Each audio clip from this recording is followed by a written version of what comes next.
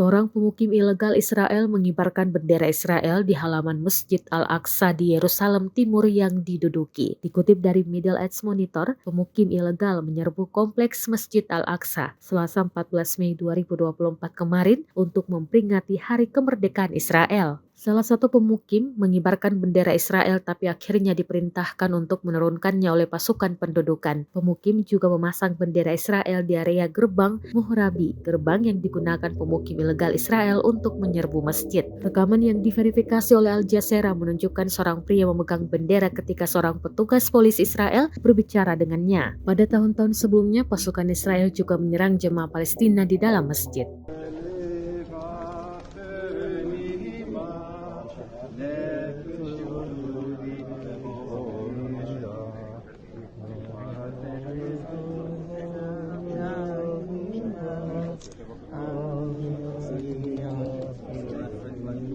שימו לב, מי שעוצר אותי, יש לו דגל על השרוול שלו.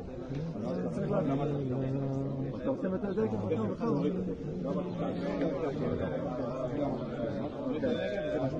בעזרת השם, תבוא, תתקדם בבקשה. חבר'ה, תתקדמו בבקשה. שחג שמח לכולם.